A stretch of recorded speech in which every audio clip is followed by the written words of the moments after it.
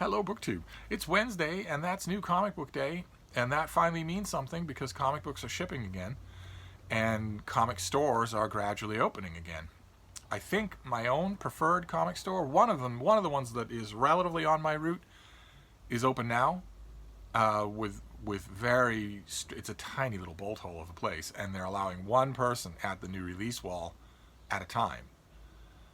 And they're not putting a stopwatch on those people, as far as I know. And that means that the first neck-bearded land whale who goes in there and wants to spend 5 hours just reading through every comic without intending to buy any of them, I don't know if he'll be shooed along. I don't know if he'll be told that, all right, you've been here long enough, give somebody else a chance.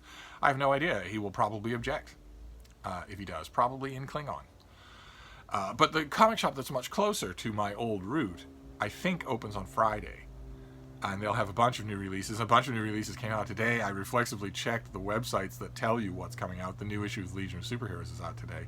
And there are a few collected volumes that came out last week or the week before that I really want. So I don't know what to do about that. But that particular comic shop is not open today for a Wednesday. And it doesn't matter anyway because it's not on my route. That route involved a whole bunch of things that I don't do anymore because half the things I did aren't open. Now, maybe that we're coming close to a time when that is true, although all of that feels a little bit Pyrrhic because I think what's going to happen here, I could be wrong, I hope I'm wrong, but I think what's going to happen is that as states reopen and relax all of their quarantine strictures, cases of COVID-19 skyrocket. Either a skyrocketing number of cases in this first wave, or that people will start to refer to it as a second wave. Can't have a second wave if the first wave never goes away. The second wave will probably be in the flu season in the fall. But I'm looking ahead and wondering, okay, well, if that happens, then what happens? Do governments in New York and Long Island and Boston, do they say, all right, well, enough of that, back in your homes? And would anybody do it? I mean, if all businesses stay open and everybody keeps going to work and going on the subway, you can't ticket everybody. I wonder what would happen there. I also wonder if COVID-19 cases skyrocket, but mostly among the at-risk population, people with comorbidities, the elderly, the immunocompromised. In other words, the people that tend to be endangered and that we tend to lose in massive numbers during any flu season. If the numbers skyrocket and are largely contained to those people, then I wonder if, I don't know, there might be class action lawsuits. There have been against state governors saying this is not right. I'm going to sue you if you don't let me conduct my business. I'll put all sorts of strictures in place, but I need to be open. You can't just decree that I will go out of business and go on the grain dole or whatever. I don't know how it will work out, but I don't have the option anyway. There are some new issues that came out today that I would very much have bought, but in the meantime, I thought we'd go through some old issues. And I noticed in this batch, I'm just grabbing handfuls from my long boxes of old issues of comic books I have here around Hyde Cottage. And I noticed when I glanced at this one, something that would have been true for the whole of this back issues tour.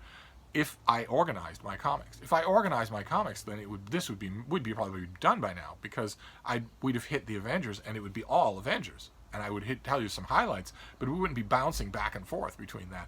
And I noticed that this handful is a lot of that. It is along those lines. I don't think it'll stay true. But for instance, this right here, that whole thing is the Legion of Superheroes. In many different eras, we have these things, the 5 Years Later saga. By Keith Giffen. Look at that. A split screen between the older, more weathered Legionnaires and the idealistic young Legionnaires. Because this series takes place 5 years after the normal continuity of the Legion of Superheroes. When our teenage superheroes 1,000 years in the future are... Here's Tensel Chem. Takes a bite out of crime. That his flag is a tooth and a bite has been taken out of the Legion. Because Tensel Chem, in case you didn't know, is a Legion member named Matter Eater Lad, and his superpower is they can eat anything. I didn't make him up. It was Otto Binder that made him up. Take it up with him. But this series takes place 5 years in the future. And when I first heard that, I thought, what an absolutely sacrilegious idea. This is going to be a harsher world, a more cynical world, a more bitter world. Our characters won't be teenagers anymore. And who wants that? I opined and also wrote to the Legion saying, nobody wants that. Give us back the real Legion of Superheroes. Sunlit, happy, teenagers. And then I started reading these issues. It was only by issue 3 that I was completely hooked. It was by issue 3 that I was completely hooked, and that I understood why DC had given Keith Giffen permission to do this. They must have seen his first 5 issues and realized that this is a classic of the Legion of Superheroes. A classic thing of the Legion of Superheroes, and Legion fans embraced it. So I have all these individual issues, and the main reason, I think I would keep these anyway because I feature in a number of their letters columns, but the main reason that I have them is because forever the 5 Years Later saga has not been collected in an anthology of any kind. There keeps being a rumor of one. Maybe this year. Who knows? But then the last of this Legion thing is not that at all. This is a companion cartoon comic book to the Legion of Superheroes in the 31st century, starring Superboy. This was a cartoon, see, as seen on the WB. And there's Superboy up in the corner there. And this is a takeoff of the original Adventure Comics first appearance of the Legion, where you have 3 Legionnaires judging a new applicant. In that original cover, the new applicant is Superboy. Here, it's this character here. The cover says, that's just pretty much it. And the character's code name is Arm Fall Off Boy. But he's not the only seemingly hopeless Legion applicant in this issue, and it's delightful, just delightful. I don't have a lot of these. This run, for instance, this is number 16. I don't think I have more than 2 of these. This is a Legion run I don't have issues of, and I don't know if they've been collected, because the presence of the WB means that there are legal elements involved. So who knows? I should check and see if these have been collected. Because if the rest of them are as adorable as this issue, I probably want them. Okay, then we have this is Eclipse Comics. This is I would have bought these anyway for the artist. The artist is P. Craig Russell, and he's incredible. But this is P. Craig Russell adapting Rudyard Kipling. There is Mowgli. And there's Red Dog. Those of you who know, I don't know how many of you know the Mowgli stories, but you'll know what this is, the King's Ankus, and you'll know what Red Dog is. You'll remember both of those. And this is just fantastic stuff. I mean, P. Craig Russell is just fantastic. And I don't technically need to have these because Eclipse collected these in a volume that I have here in this room. I love them so much. I go back to them over and over again. But I still have the issues. I mean, I tell myself they don't take up much space, but if you end up telling yourself that about 300 such issues, then they do take up space. But then we have this is also a cartoon-related thing. There was a cartoon of Batman, the Brave and the Bold, where he teamed up with various other DC characters, and they gave it a cartoon comic of its own that isn't nearly as grim. And as you can see on this cover, those of you who are comic fans will know that in this issue, Batman is teaming up with Alan Scott, the original Green Lantern, who's not part of the Green Lantern Corps. His ring is mystical, not scientific. He was the 1940s version of the Green Lantern and was also the original Gotham City hero. And this is just an issue where Batman and the original Green Lantern fight crime, but they also deal with the generation gap between them. That the baton of guarding Gotham City is going from Green Lantern to Batman, which is kind of neat. Then we have okay, I don't know why I have this, because I don't particularly like the artwork. Well, that's all right though. I should reread it and see. Maybe there was something in it that really got to me. This was Nightwing, who is the comic book character that Robin the Boy Wonder becomes when he grows up, and this is just a flashback issue to this is an annual. It's a flashback issue to his early years with Batgirl, the daughter of Police Commissioner Gordon, who, unbeknownst to him, is a crime fighter by night. I don't know why I have that issue. Like in every one of these back issue tours, I'm pulling out a couple that are just question marks to me, and I will reread them and see. And then here's another example of what I was talking about how if we were categorizing these things, it would be so much easier. Because this is all of this right here is Thor. These are all just great old issues of Thor. This is Thor number 128, part of a 5-part storyline in which Thor and Hercules fight the Lord of the Underworld, and also part of a storyline in which Journey into Mystery, Thor, the comic book in which Thor premiered, transformed into Thor. Kept the original numbering for Journey into Mystery, but transformed into Thor. And then this is 145, where Thor's father Odin is once again furious with him, strips him of his godly power.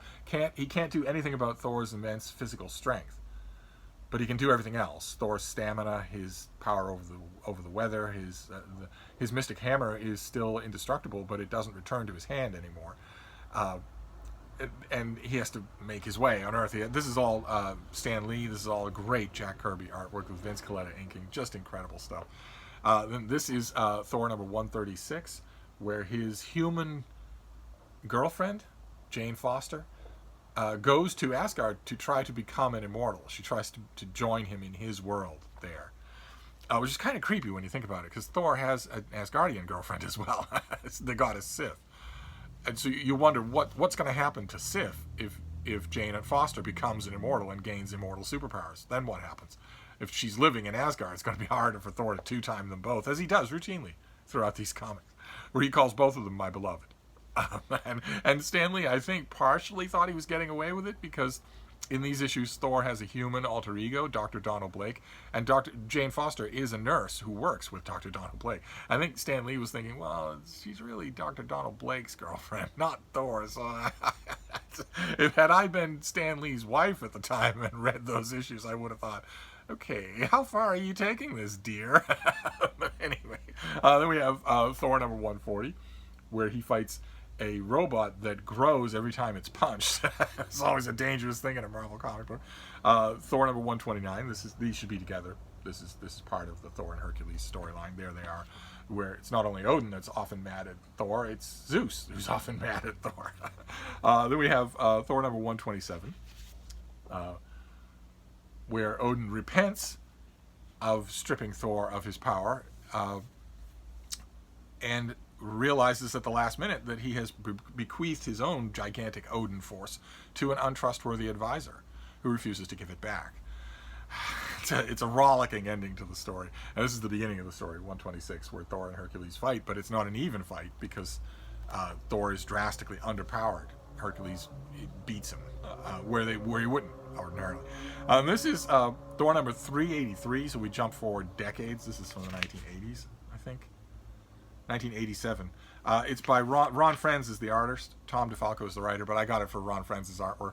And this is a little story from Marvel's Secret Wars, which was a miniseries where all of Earth's heroes and all of Earth's villains are transported by an omnipotent being to a made-up world, to an artificial world, and told to duke it out, told to fight it out between the two of them. And they do, and Secret Wars was a Jim Shooter production. It wandered off the rails fairly early, but this is a little story, a little story sort of set in between two moments in one panel. In that, and it works really well. It's really well done. Okay, then we go back in time. So we're jumping back way back to 1960, the 1960s. This is Thor number 166. Where he battles a golden being named Him, who would later be rechristened as Adam Warlock. We've seen Adam Warlock on these, and in this issue, Thor loses his temper. He gets really mad and starts trying to kill him, Adam Warlock. He starts trying to kill him instead of best him in combat, and there's some sort of shame that goes along with it. The title is A God Berserk. And it somehow or other that becomes to the notice of Odin in Asgard, who says that there's a huge price to be paid, that no god is allowed to succumb to that sort of frenzy in battle. And at the time when I read this, I thought how strange that was, because Viking warriors were renowned for berserker periods, for berserker fits of rage. It was a mark of honor, not disgrace. And Thor kills opponents in Asgard all the time. He doesn't round up trolls and storm giants and send them off to the 42nd precinct for to be held in jail. He kills them. And he has for thousands of years. And he has often been angry in combat. I didn't know what was being punished in the issue. But this was wandering towards the end of Stan Lee's run on the character, so I don't think he was paying quite as much attention. And then we have Thor 191, 192, and 193. This is, I think Stan Lee still had the writing credits here. Yeah, story by Stan Lee. Don't you believe it? but nevertheless, this is Loki takes over Asgard and bedevils Thor, and also creates a monster called the Destroyer, or the Demolisher, who also ends up on Earth bedeviling the Silver Surfer. This is a perfect example of just a terrible John Buscema cover. He could do some good covers. This is a fairly good cover. But this, what on earth is going on? I don't even know. I don't even know. There's so many better ways that you could do a cover for an issue with that content. And there you go. That is our comic back issue tour for today. It was quick because it's very thematic. Because for once I'm hitting, I don't know that it'll stay this way, but for once I'm hitting a little vein of favorites. I loved Thor, never missed an issue, and I loved the Legion, never missed an issue. So that shortens things up considerably. Who knows? Maybe next week I'll have new issues to show you. Wouldn't that be fun? I'm noticing some sort of reflection. Oh my God. Well, anyway, I'm going to wrap this up, but I'll be back. We'll do another comic book video this weekend. So I'll see you then. Thank you, BookTube.